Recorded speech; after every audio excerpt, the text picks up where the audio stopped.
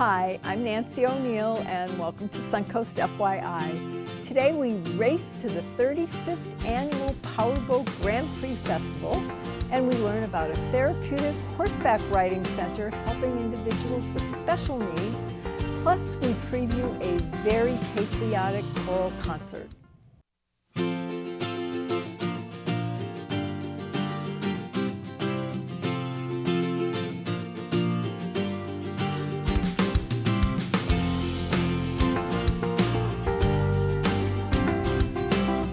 Every year, the Powerboat Grand Prix Festival takes over the Suncoast, with exciting events happening all week. This festival is not only a great time, but it also raises money for various Suncoast charities.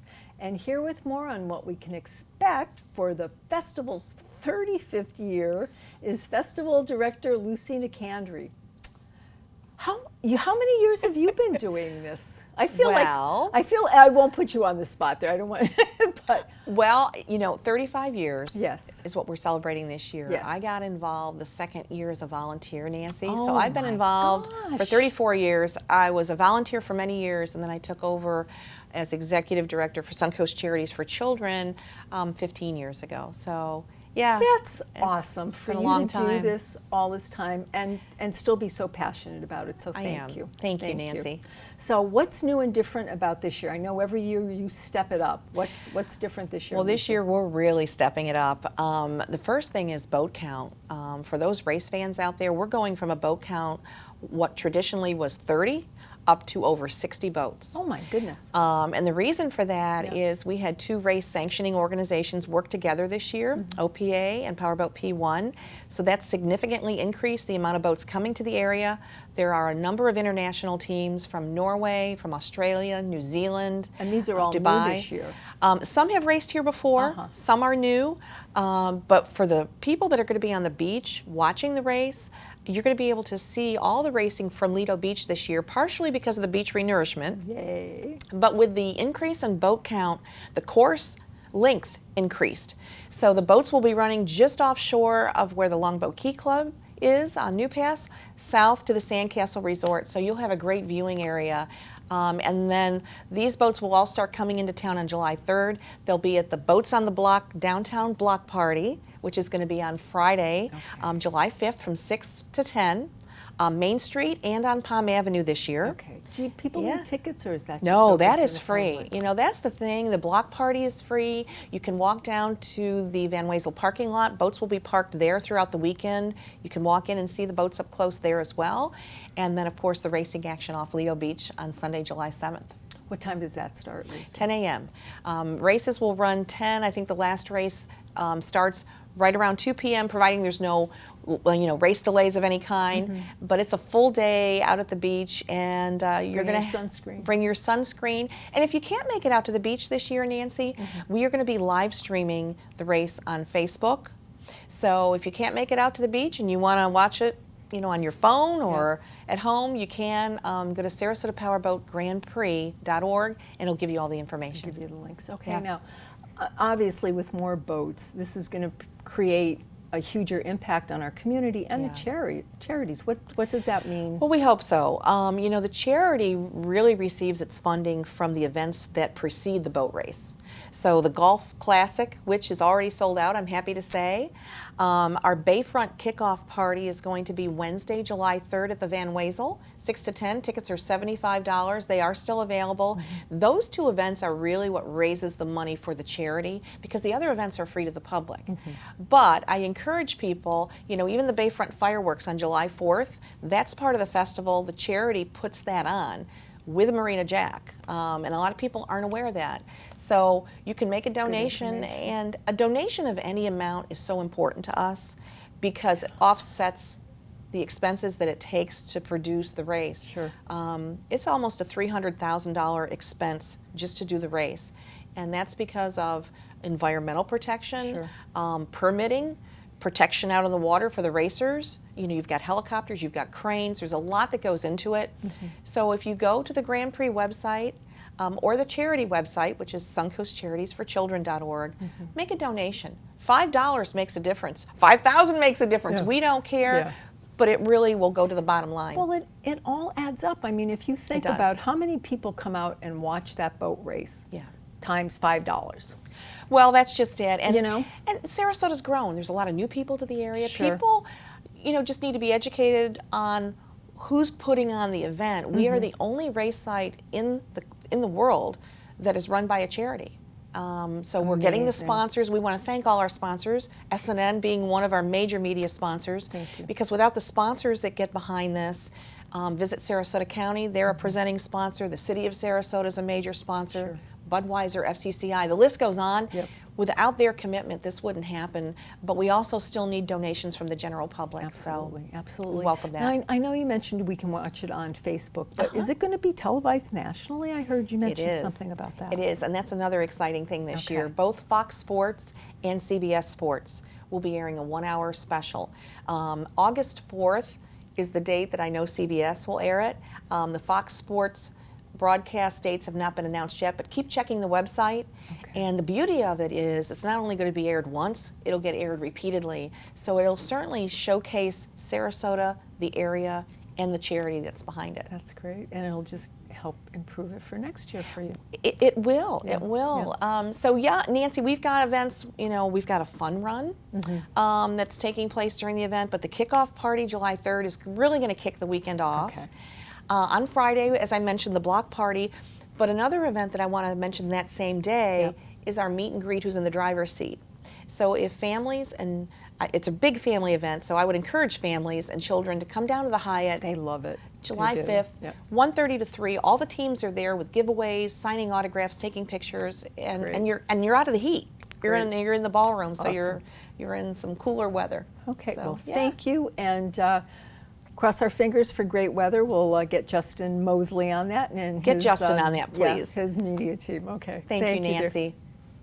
Next on Suncoast FYI, hold your horses. We're going to learn about summer programs at Prospect Riding Center.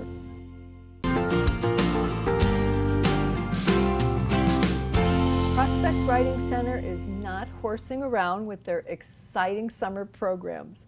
They are working with some incredible organizations on their mission to help individuals with special needs overcome their challenges. And here to tell us all about it is founder and executive director, Susan Tambone. You have quite a job, and you must love it because it's challenging, I'm sure. Tell our viewers what the Prospect Riding Center is about, Susan. We are all about taking care of folks with special needs that have a desire to be around horses.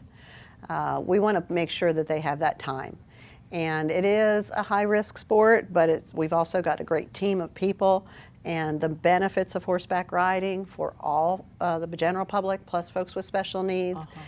We really want to get people out there and understand that it is good for your body. It's good for your mind. It is, and for your mind. I mean, they're such beautiful animals. They're just so amazing. So where were you located, Susan? We are all the way out in Mayaca City, just straight out State Road 70 from the interstate, probably Okay, so about from here 15 miles. About 15 miles Yeah. from here. Okay. Now, horseback riding is an expensive sport. Is it an expensive, proposition for a person to take on? Yes. Either whether they're just for enjoyment or the special needs people. We, that you help. since we are therapeutic riding is our mainstay, Yeah. we do cater to making sure that we don't have to turn anyone away. Because our population that's involved with the therapies, there's so many different therapies and not insurance covers all of them. So what we've started this past year is to introduce some recreational riding. That recreational riding income goes directly to supporting the therapeutic riders that maybe are on scholarship. That's perfect. Right now we have 9 on the books for the summer that are going to go through our scholarship program. So to keep the consistency, if they can tolerate the heat through the summer, the benefits of the horseback riding helps keep it consistent. Other students only come through the school year when the weather is a little bit more Sure. reliable and a little bit more tolerable. Okay. Now, do you have an age range that you work with? We are a PATH International Center, which is Professional Association of Therapeutic Horsemanship. That's our governing body, and they give us the minimum age of 5. We have had clients in their 90s, which is really exciting for us because we had a bucket list wish for a lady that had been a jumper, who jumped horses when she was young. Aww. And so we got her back on a horse, and she was in her early 90s and loved it. It's a low impact workout, so she was not sore afterwards. She enjoyed it. We had a team of people to make her feel comfortable, and a really good therapeutic horse. So the horses are specific to therapeutic riding. They have to have a different kind of mindset and tolerate a lot and be able to handle stress. So between our volunteers and our horses, we really take care of our clients. Okay, now you said there's so many benefits. What do you see after somebody comes from riding? One of the things I like to see the most is how much joy and how open they become while being on the horse. We start out with so many, and it's the younger kids I tend to think about. They might be scared. We've had some that are crying and want to hold hands, but within a few minutes of movement on that horse, something happens and the smiles come and the independence comes. And when I see the parent on the other side of the gate smiling that their child is doing something a little bit far away from them and a little bit scary, and enjoying it, that's what brings the joy to my face.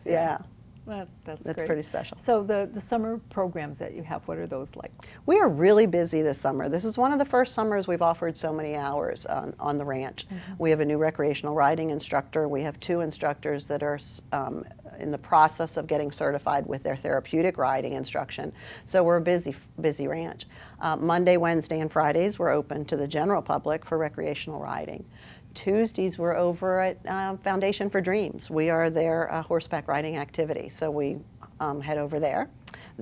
We're 40 kids at least get to ride that morning. And then Thursdays are a group from Face Autism.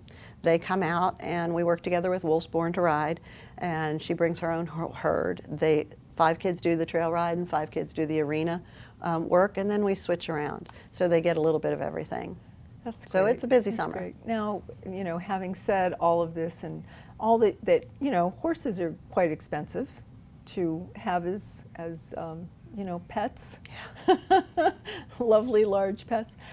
How can our community help you? We do a lot of fundraising. We're still a small organization, so we do have a few bake sales, restaurant fundraisers, and things like that. We have one large event in the spring on site called the Hoedown, so we always like to promote that.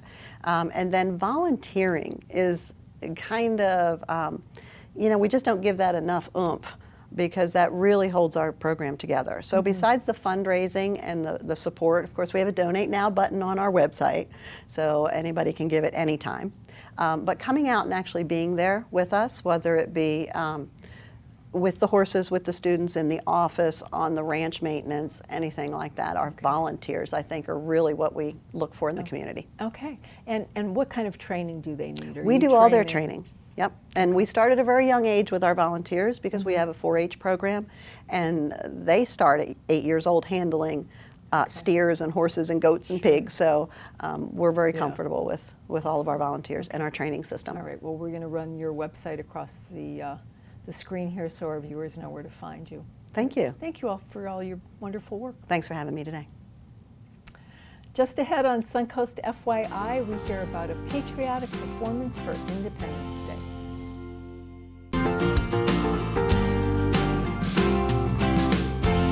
The choral artists of Sarasota are celebrating Independence Day with a special patriotic performance at the Sarasota Opera House. Here with more on Sounds of Independence are poet and arts advocate Cedric Hamid and artistic director Joseph Holt.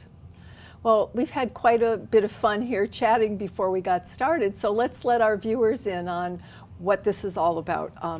Joe, can you give us a quick overview of what the concert's going to look like, the theme, and what our audience should Absolutely, expect. Nancy, and thank you for having us today. What a great pleasure to be here Love with your you. tie. How perfect. Well, it's Yes. appropriate for the Absolutely. occasion. Absolutely. And it sets the tone for this performance because the performance is a celebration of our Independence Day. Yes. And it has various components to it. I mean, the typical patriotic pieces you would expect, like America the Beautiful, the national anthem, and as such. But we also have a tribute to the armed forces. Each one of their service songs are going to be premiered at the Opera House, as well as the, this is the 75th anniversary of D-Day. So we have a special piece that is specifically, associated with that. Comes from Ken Burns' film, The War. And so we will pay our tribute to those veterans as well. There's also a segment that's devoted to our increasing conversation about what it is to be an American and what it is to be an immigrant of this country. It's always good to be reminded, isn't so it? it's very topical. So it has, on several layers, there's various aspects of meaning. And the end of the performance is the 1812 Overture, which is kind of a curious thing when you think about it, because here you have the Russians defeating the French, and we use it as our 4th of July celebratory event, because of all the cannons and the hoopla and stuff like that. So the audience is actually going to supply the cannons. Oh, okay. Right. All right. So they'd have to come to find out how they do that. Okay, but that's what I was going to say. I can't give that away. Now, this is going to be the first time the concert's at the Sarasota Opera House. What inspired you to move it this year? Correct. So this particular performance is at least 15, 16 years old. We've been doing it in Sarasota for that length of time. It started out at the Oslo Theater, the historic Oslo, and then we moved it to the First United Methodist Church, downtown Sarasota. And this year is our 40th anniversary and my 10th anniversary with the organization. Congratulations Thank you. on both. So we decided that we need to have a bigger hoopla about this performance, so we've invited the Sarasota Concert Band to also join us in this performance. So we need a larger stage space and a larger audience space, for that sound to develop. Okay, one of the works you mentioned earlier again was called Independence, and it's by a local... Correct. So it's by a quasi-local composer, Jerry Billick. Yes. He and his wife live here part-time. They also live in Michigan. He was on the faculty at the University of Michigan for many years as a composer, and he has written so many incredible works for band and orchestra and also chorus. So this piece is called Independence, and it features a narrator, Cedric, who is we've been able to engage to participate in this program. And it's an amazing experience because Cedric recites the words of King George III and Parliament. And the chorus recites the words that are found in the Declaration of Independence. So it basically sets the stage for the creation of the United States. So part of this program is also historical. I mean, there's a bit of a history, but it's done, in a very artistic way, so it doesn't feel like you're sitting in a class having to take notes or anything like that. I have goosebumps. That's great. So what inspired you to come on board and do this particular piece?